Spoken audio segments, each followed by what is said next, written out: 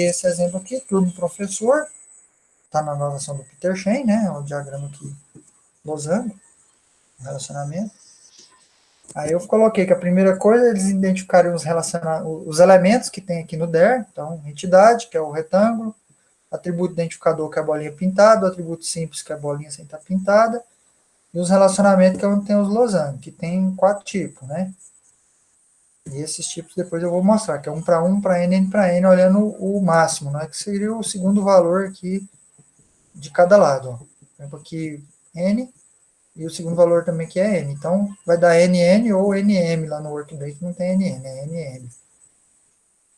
O segundo valor que é 1, o segundo valor que é n, então é 1 para n. O segundo valor que é 1, o segundo valor que é 1, então 1 para 1.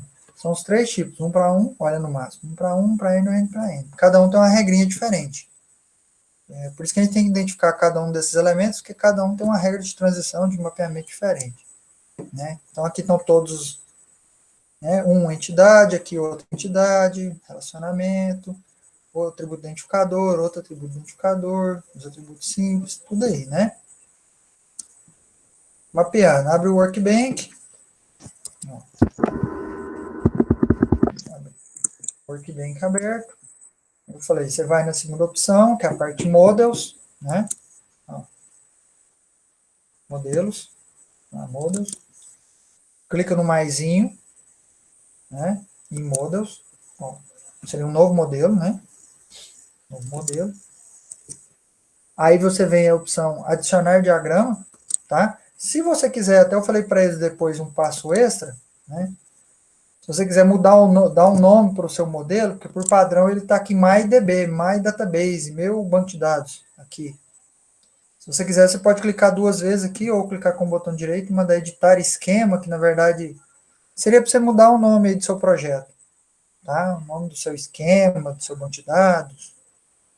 Então, sei lá, se você está fazendo igual aquele ali do material, professores e turmas, né?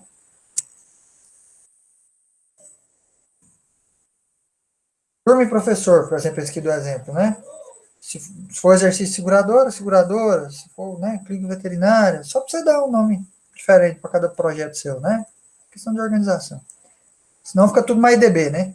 Aí na hora que você manda rodar depois do script, ele cria um banco de dados MyDB, lá no banco de dados.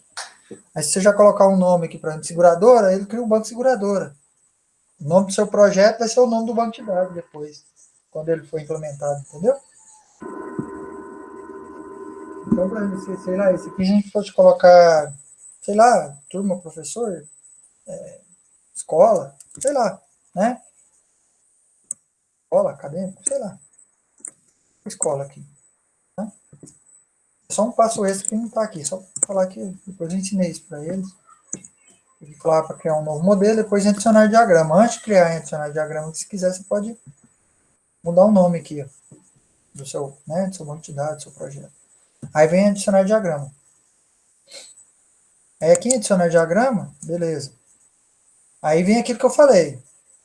Entidade, como que eu mapeio a entidade? Atributo simples, qualquer regra para mapear atributo simples. Atributo identificador, qualquer regra. Atributo identificador. Atributo composto, outra regra. Atributo multivalorado, outra regra. E aí vem os relacionamentos, já foi as entidades, né? E os 4 tipos de atributo. Aí vem os relacionamentos. Relacionamento, você olha no máximo, tem 1 para n e n para n. Cada um tem uma regra separada também. É o que a gente vai descrever aqui, ó. Entidade. O que eu faço com entidade? Que é o primeiro tipo de elemento aí que eu tenho no DER, né? É uma entidade. Entidade de relacionamento.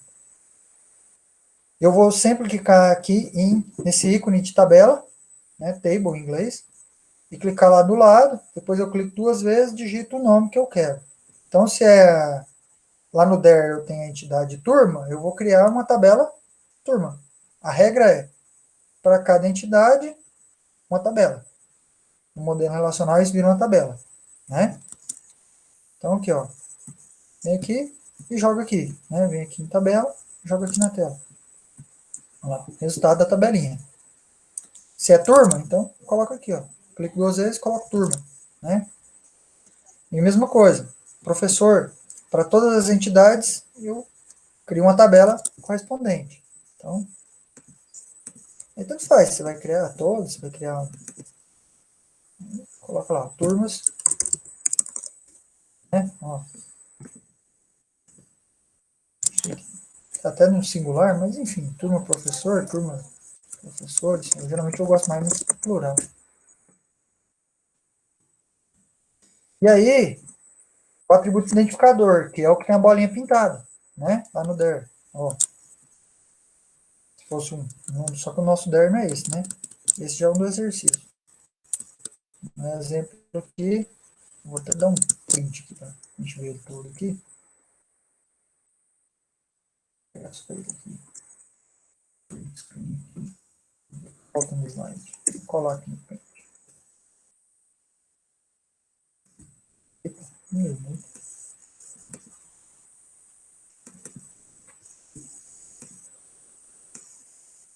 Pronto.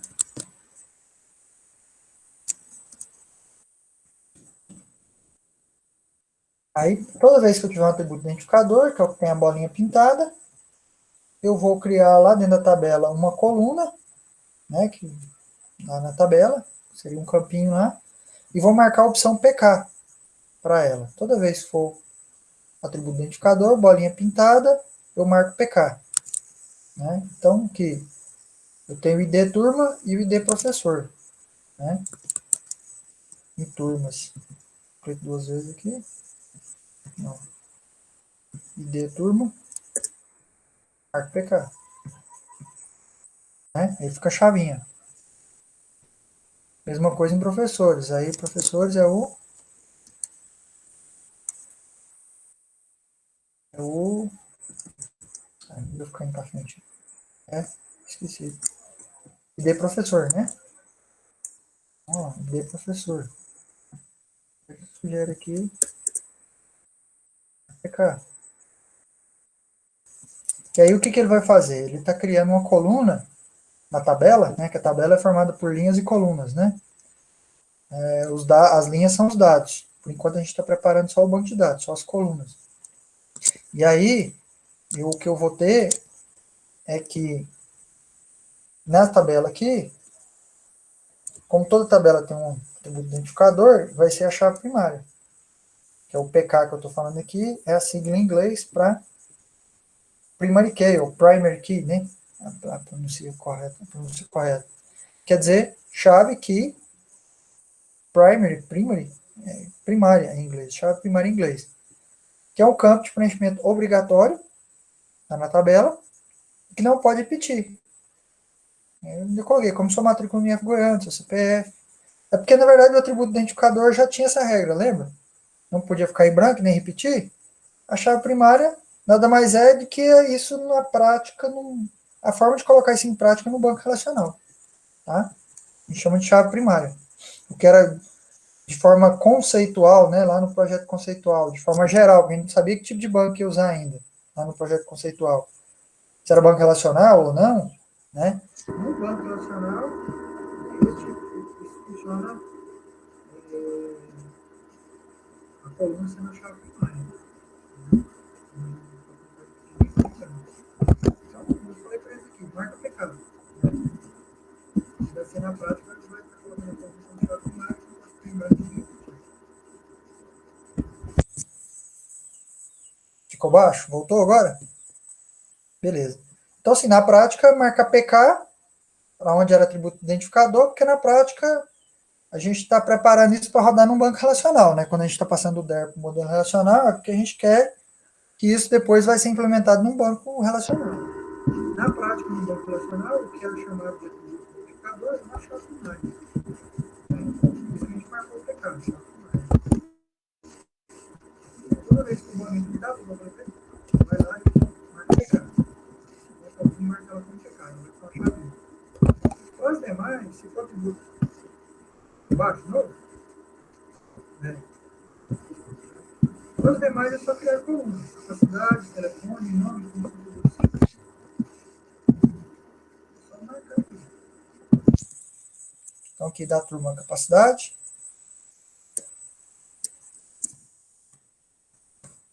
E aí tem que ajustar o tipo aqui, né? Porque, por exemplo, varchar, aceita qualquer tipo de caractere, letra, número, asterisco, qualquer coisa.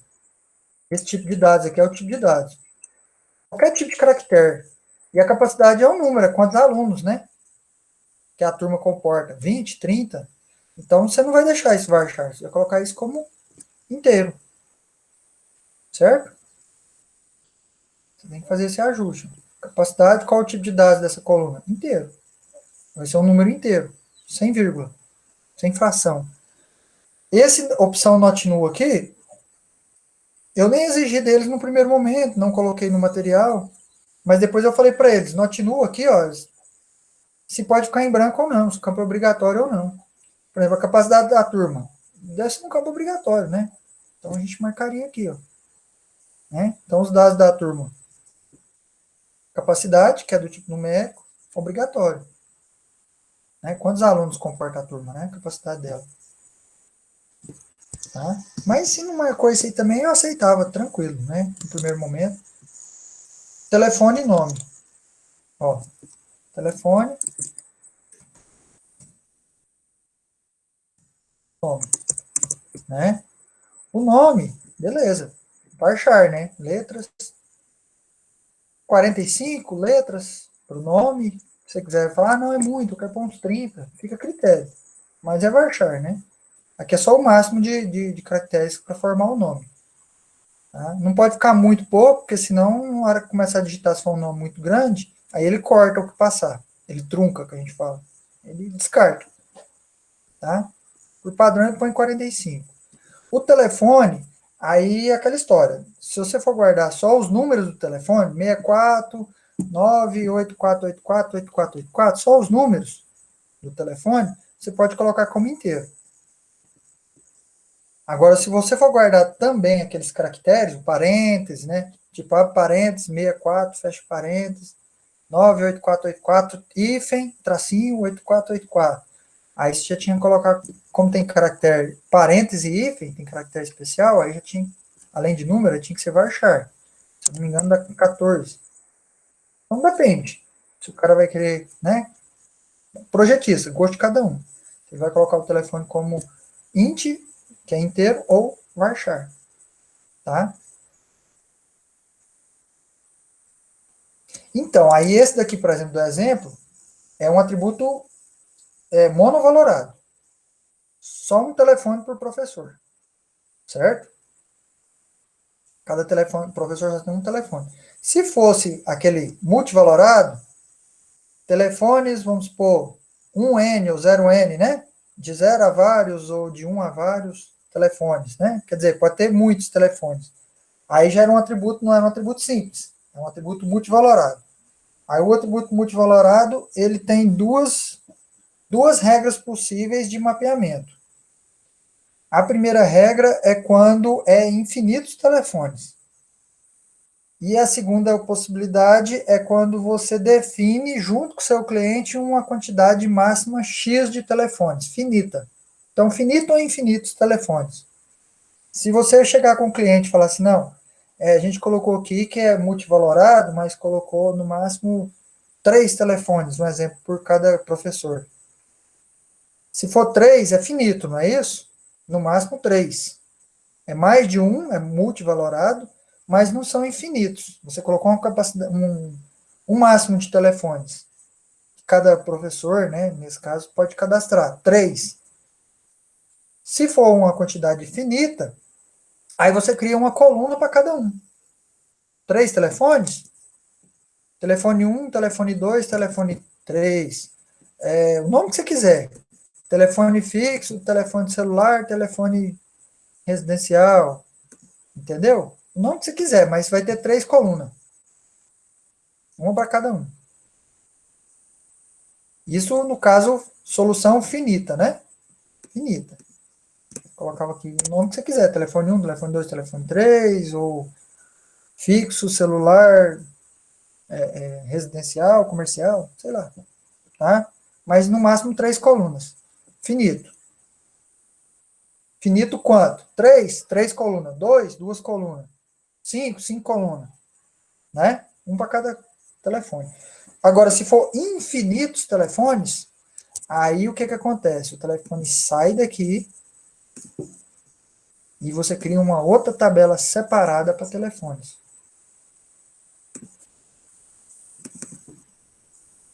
Que aí o único jeito de você ter infinitos telefones, quantos que quiser, é você criar uma tabela separada.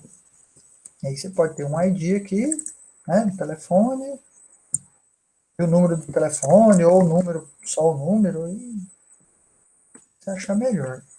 O importante é que com uma tabela separada, e aí essa tabela ela tem que ser ligada, vem aqui no 1N, liga telefone, aqui, e liga, que era um telefone do professor, não era? Era um atributo de professores.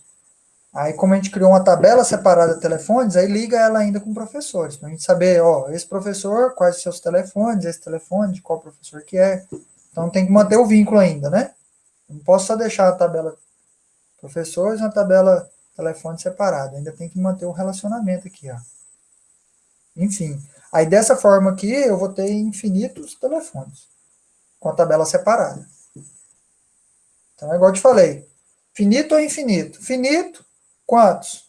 2, 3, 4, 5, 10, uma coluna para cada, né? Na própria tabela, onde ela estava. Se fosse dois telefones, aqui em professores mesmo. Telefone um, telefone 2, ou o nome que você quiser. Em professores. Agora, se for infinitos telefones, você cria uma tabela separada e liga essa tabela a professores. Aí eu posso ter infinitos telefones, porque eu vou ter aqui o número do telefone e depois eu tenho o código de qual professor que é esse telefone, tá vendo? O relacionamento então, traz uma chavinha aqui, ó. Através do código eu sei esse professor, esse telefone é de quem? Ou esse cara aqui, quais o telefone que é dele, vice-versa. Entendeu? Né? Finito ou infinito. Atributo multivalorado, né? Multivalorado. Nesse caso aqui, como ela era simples, então não precisava desse AUE todo, né? Era só meter aqui um coluninha telefone aqui. Que era monovalorado, né? Mais fácil ainda. Mas é bom saber que realmente tem. Aí o telefone é obrigatório ou não é, né? Not null, né? Obrigatório não é. O nome é obrigatório não é, tá? Not null, não, null é em branco, tá? Nulo. Então, not null que não pode ficar em branco, é obrigatório. Então, toda vez que você marcar essa coluna aqui, você está dizendo que é obrigatório. Quando você desmarca, é porque é um campo opcional. Preenchimento não obrigatório, tá? Mas que é o de menos. Se não marcar isso aqui também agora, nas respostas, não importa esse detalhe de obrigatório ou não obrigatório, não. O mais importante é saber que toda entidade vira uma tabela, né? Toda entidade vira uma tabela. Todo atributo identificador de uma entidade vira a chave primária da tabela, marca PK. Né? Quando for atributo simples, só colocar uma coluninha aí, normal. Quando for multivalorado, finito ou infinito? Finito, lá na própria tabela, infinito, uma tabela separada ligada à de origem, né? E o multivalorado, o outro tipo que falta, que é simples, identificador, multivalorado e composto, né? Lembra do endereço? Composto? Endereço, rua, número, CEP, né? As partes do endereço, né? Composto. Lembra? Atributo composto? Mais de uma parte. Isso, as partes do endereço, exatamente. Aí você desmembra. Aí você pega só as partes. Só as partes. Vamos supor, se era endereço, número, rua, número, complemento. Um exemplo, né? Rua, número, complemento. E bairro, né? Rua, número, bairro. Vamos colocar rua, número, bairro. Três partes para o endereço. Rua, número, bairro. Aí o que teria aqui se o endereço fosse rua, número e bairro? Você colocava os atributos rua, o outro atributo número, outro atributo bairro. Sumia o atributo do endereço aqui. Só pegava só as partes do endereço. Cada parte do endereço, do atributo composto, é uma coluna. O atributo em si some. Fica só as partes dele.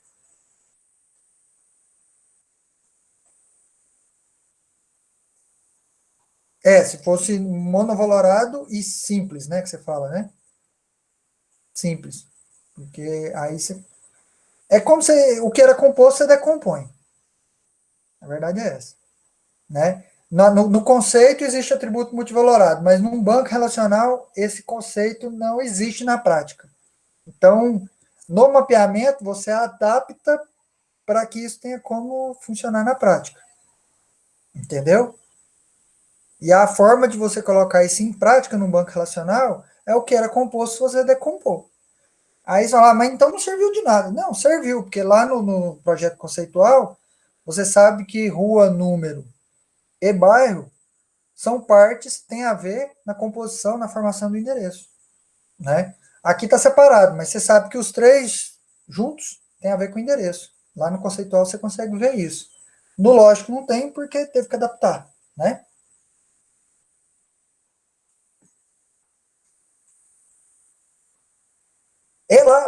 Lá é genérico, lá é genérico. Como eu disse, você tem que identificar quais os dados você precisa de salvar e faz uma organização ali inicial, né? Dividindo em entidades, atributos ali, relaciona todo mundo, enfim. Quais os dados eu preciso, faz uma organização ali básica, separa, né? Mas você ainda não sabe que tipo de banco você vai usar. E depois você fala, eu vou usar banco relacional, aí você adapta para aquele tipo de banco. Aquela ideia genérica, você converte, adapta ela de tal forma a ter como implementar naquele tipo de banco. Assim, tem algumas coisas que vai ter uma regra direta, uma correspondência direta, e tem casos que você vai ter que rebolar, né? Que é o caso que nós estamos falando aqui. Ah, lá tem ideia de atributo composto. Aqui não tem coluna composta na tabela. Então, o que, que eu faço? Eu decomponho, né? Eu pego só as partes do endereço e crio uma coluna para cada. Mas aí, lá no conceitual, eu ainda tenho a ideia de que aquelas três colunas ali no banco de dados, tudo tem a ver com endereço, né? Então, ainda ficam, cada um atende com um propósito, né? Vamos dizer assim, eles são complementares. E aí vem os relacionamentos. Aí vem os relacionamentos, que são as ligações, né? Depois que você preencheu aqui, você preencheu aqui todas as tabelas com suas colunas aí, né? Que eram os atributos, enfim. Aí vem os relacionamentos. Os relacionamentos, aí você tem que fazer o quê? Você tem que olhar o máximo, a cardinalidade máxima dos dois lados do relacionamento, para identificar se esse relacionamento é do tipo um para N ou N para N. Tá? Ou N para M, que aqui no Workbench ele chama de N para M. Pode ver que tem aqui um para N, e tem o tal do N para M, que é o mesmo NN lá. Tá? Então, como que eu sei se é um para N ou N para M? Para saber qual o tipo de relacionamento, junte os máximos dos dois lados, né? Nessa notação do Peter Shane, né? Qual que é o mais? Lembra que é mínimo, o primeiro valor é o mínimo e o segundo é o máximo, né? Ó, mínimo o primeiro valor, o máximo é o segundo valor, tá? Do outro lado a mesma coisa, mínimo máximo, né? Mínimo vírgula max, né? É sempre assim, min vírgula max, né? Um lado, min vírgula max do outro lado, sempre assim. Tá? O que eu quero nesse caso aqui, para mim saber, é só o máximo de cada lado. Então eu pego o segundo valor, dentro do parênteses de cá, que é o máximo de cá, n. O máximo de lá, n também. Então juntando os dois, ficou nn. O máximo de um lado e o máximo do outro. Ou o segundo valor no parênteses de um lado e do outro. Deu nesse caso aqui, né? Ó, n, n. Então seria um relacionamento n para n ou n para m aqui no Workbench, certo?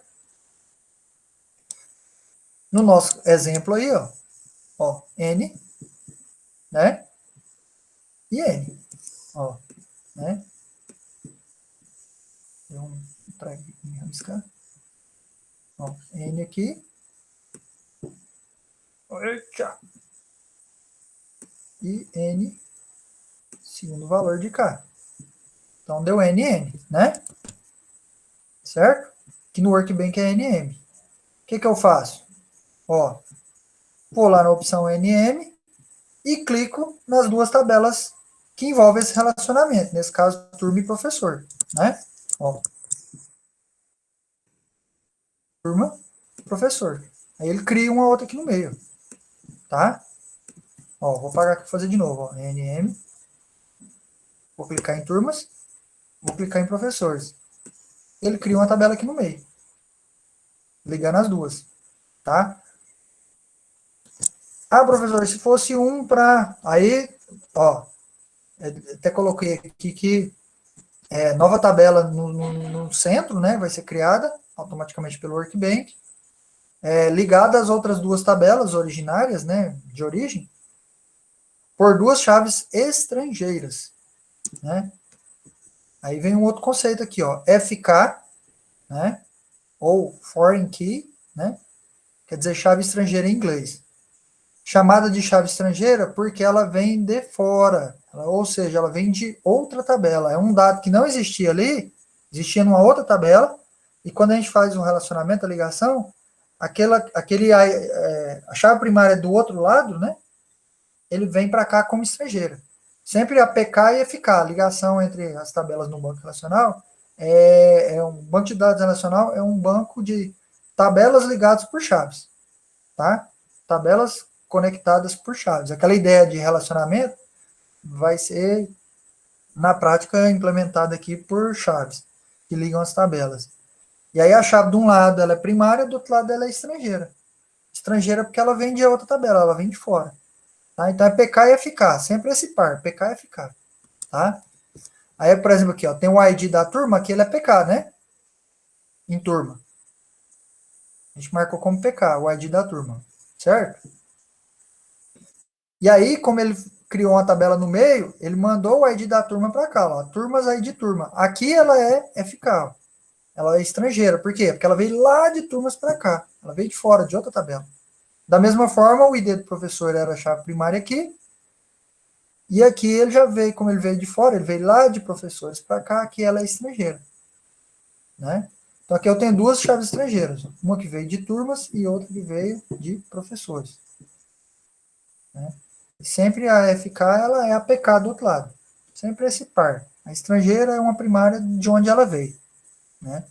Já que ela é estrangeira. E aí, quando for 1 para N, você olhar aqui, igual nesse caso aqui, ó, máximo 1, máximo N. Quando for 1 para N, aí você clica no 1 para N, né? Óbvio. Só porque tem que tomar um cuidado que tem um lado certo que você vai clicar primeiro. Qual que é o lado que eu clico primeiro? Né? Quando for 1 para N, você vai clicar primeiro do lado N, tá? Para depois você clicar do lado 1, tá? Na prática, o que vai acontecer? Ele vai ligar as duas tabelas por uma chave estrangeira, né? Uma chave primária e uma chave estrangeira, esse par PK-FK, onde a PK vai sair do lado 1 e vai passar a existir como FK, como estrangeira, do lado N. Então a chave vai para o lado N. Do lado 1 vai para o lado N. E... Eita! Hoje tudo demais, perdão. Então, isso aqui, por exemplo, se esse relacionamento fosse, óbvio que esse relacionamento aqui não é 1 para N, mas se ele fosse 1 para N, ó, digamos que o lado N fosse professores, então eu clico primeiro em professores, depois em turmas. Na prática, ele manda o ID da turma para o lado, né, N, que se fosse o N de fosse professores, ele manda para professores. Né, de turmas para professores. Sempre a gente clica primeiro no lado que a gente quer que vai. Por isso que eu cliquei primeiro, né, no tabela de destino. Por isso que eu cliquei primeiro em professores. Aí ele mandou daqui para cá. Se eu fizesse o inverso, ele mandava de professores para turmas. Ó, vou deletar aqui. Vou clicar primeiro em turmas agora em professores. Ó. Agora ele já mandou o ID do professor para cá. Sempre a que eu clico primeiro é a que vai receber a chave estrangeira, é a tabela de destino. E a que eu clico por último é de onde ela vai partir, a tabela de origem. Certo? Aí no caso do 1 para N, a gente clica primeiro do lado N, porque a gente quer que a chave vai para o lado N. Depois eu clico do lado 1, que é de onde ele vai partir, da origem. Tipo, primeiro eu clico no destino, depois eu clico na origem. Ou, primeiro eu clico no lado N, depois eu clico do lado 1, quando é 1 para N. Entendeu?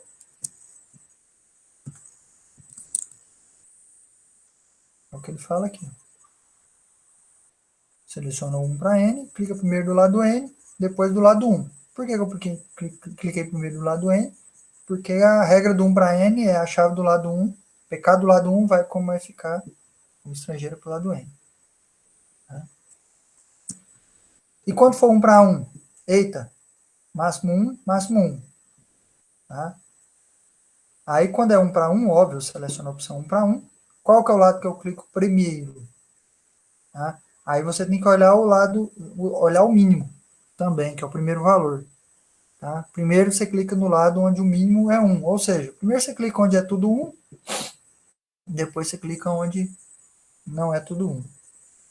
Tá? Aí a chave vai para esse lado de cá, senão iria o contrário. É só questão para não ir para o lado trocado, né? Quando é N para M não tem esse problema, diferente do 1 para 1 e do 1 para N, é porque o N para M ele cria no meio aqui, né? Então, tanto faz eu clicar aqui e aqui, então ele vai criar uma no meio que recebe duas chaves estrangeiras, apontando para o centro. Não faz diferença. Aí ele até colocou aqui, né, o resultado aqui. Esse slide aqui até ficou errado. Esse slide eu queria ter colocado ele aqui, ó. Depois disso aqui, aí dava esse resultado aqui, né? Depois colocava os outros tipos lá, um para 1 e um para N. Pronto, fizemos um mapeamento, tá aí o resultado, a resposta nesse estilo aí, né? O nosso também tá assim. Tá? A gente partiu, né? Nosso ponto de partida era o there, notação do Peter Shane nesse caso, e chegamos no modelo relacional aqui, ó. Na prática, a gente pegou entidades e relacionamentos com seus entidades com seus atributos e os seus relacionamentos e mapeamos para um banco para ter como ser implementado num banco relacional. No banco relacional, né, são tabelas conectadas por chaves. Visualmente está tudo muito parecido, mas às vezes até tem o mesmo desenho, dependendo da ferramenta. Às vezes é até um quadrado, um retângulo do mesmo jeito, mas simboliza uma coisa diferente, né? O que era genericamente chamado de entidade, nesse tipo de banco é uma tabela. O que era chamado de atributos são colunas, ou às vezes até uma tabela separada, né? O atributo multivalorado pode até gerar uma tabela separada. E o que era chamado genericamente, lá no conceitual de relacionamento, pode ser uma tabela nova no meio ou uma chave transposta, enviada para um lado ou para o outro. Para o lado N, para o lado 1, enfim, dependendo do tipo da cardinalidade máxima, né? Mas na prática vai ser né, um modelo de tabelas conectadas por chaves. Tá? Aí eu tentei um resumo aqui, né, das 6 regrinhas. Na verdade, teriam 8 regrinhas, porque eu não coloquei todos os atributos aqui. Eu só pus o simples e o identificador. Eu não coloquei, nesse primeiro momento, o multivalorado e o composto. Aí, se a gente for colocar que o multivalorado lá tem né, a regrinha dele e o composto também, seriam 8 possibilidades. Mas toda entidade vira uma tabela, todo atributo do identificador, que é o que tem a bolinha pintada, vai ser uma coluna com chave primária, com a PK marcada, né? Eu marquei. O atributo simples, bolinha sem pintar, só já é uma coluna sem estar marcado PK. Relacionamento entre para N, nova tabela no centro, ligada às outras duas, né? Através de duas chaves estrangeiras. 1 para N, vai ter uma chave estrangeira indo para o lado N, e 1 para 1 vai ter uma chave estrangeira indo para o lado onde o mínimo é 1, e como o máximo também era 1, onde tudo é 1. Né? Esse é o resumo das regrinhas. Tá? Se for para fazer à mão, aplica essas regrinhas. Se for fazer no software, ele já auxilia em algumas coisas. Né? Até voltando àquela questão do BR modelo, o BR modelo, ele, por exemplo, se ele vê que é 1 para N, ele já automaticamente manda para o lado N, né?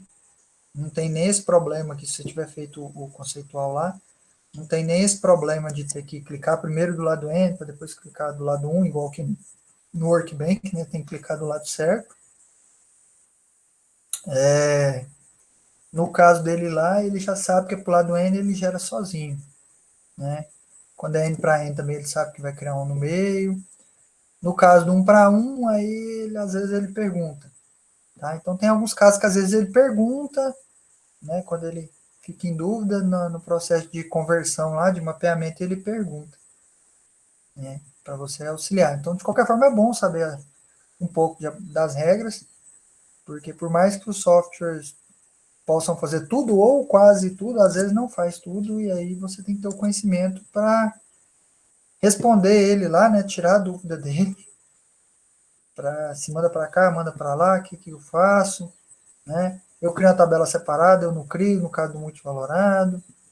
Ele pode fazer algumas perguntas e você tem que saber responder adequadamente. Por isso que é bom saber o conceito, né? Não confiar totalmente nas ferramentas, mas elas ajudam demais, né? E é isso aí, né? Aí, deu entender um pouco agora? É, assim, gente, muita coisinha, mas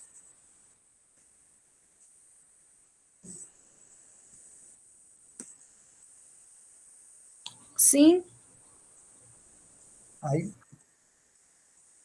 né? Aí vocês fazem elas lá, façam elas lá primeiro, tenta trabalhar aí, agora eu vou passar a bola para vocês, se tiver alguma dúvida, vocês podem tomar liberdade, eu estou à disposição, pode me chamar no WhatsApp e tal, tá? A gente, se surgiu alguma dúvida, eu tento tirar a dúvida de vocês, mas enfim, preciso que agora vocês ponham a mão na massa, tenta fazer, né, como a gente falou, porque são nessas horas que a gente aprende, e não se esquenta se surgir dúvida, lê de novo, tenta de novo, mas me entrega alguma coisa, né? Eu ter como, ó, acertou aqui, não, vamos ajustar aqui. Então, eu preciso de ter algo agora, preciso que você produzam algo para mim, né? Se tiver alguma dúvida, eu estou à disposição. E aí, a hora que vocês falar, professor, estamos aqui com os exercícios prontos para postar. Aí vocês me falam, eu estendo o prazo e vocês postam, né? Eu até, pegando carona nessa questão aí, ontem a Giovana estavam presente na nossa aula de ontem, né, online, lá pelo Meet, e eu falei para os colegas que eu marquei uma prova para a gente, para avaliar eles nessa questão, né, tanto do projeto conceitual quanto do lógico, né, o DER e a passagem para o modelo relacional, onde eles vão estar fazendo agora quinta, sexta ou sábado, enfim, vou deixar aberto 3 dias para eles escolherem o horário melhor, né, no intervalo de X minutos lá, horas, enfim, quando eles acharem melhor, senta e faz, né, a prova. No caso da Giovana, como ela está com os exercícios atrasados, a gente precisava de também, né, fazer esse atendimento, que estava já um pouco atrasado, em função de N questões. É, então, eu acho que seria interessante focar nos exercícios, né? Aí, nesse primeiro momento, ela não fazer a prova, né? Esquece prova, tá, Giovana? Faz os exercícios aí junto com o colega, certo? E aí depois, a hora que vocês tiverem concluído os exercícios, eu vejo se ainda tem alguma dúvida e tal com vocês e a gente marca a prova. Na sequência para você em separado. Fica melhor, não fica, Davi? Porque senão fica muito em cima, né? Quinta-feira nós já estamos. Ei, nós já estamos na terça. Para quinta, não vai dar tempo de vocês fazer todos esses exercícios, talvez daqui só amanhã, e depois, tendo o restinho de hoje, amanhã depois. Acho que é muito pouco prazo, né? Pois é. Enfim. E aí, a princípio, então, faz assim: foca nos exercícios, esquece a prova, tá, Giovana? Tá? Eu aplico a prova para os colegas, depois eu aplico a prova separada para você tá. em outro momento. Ficou claro para você? Sim, E fica bom para você também? sim. Então, beleza.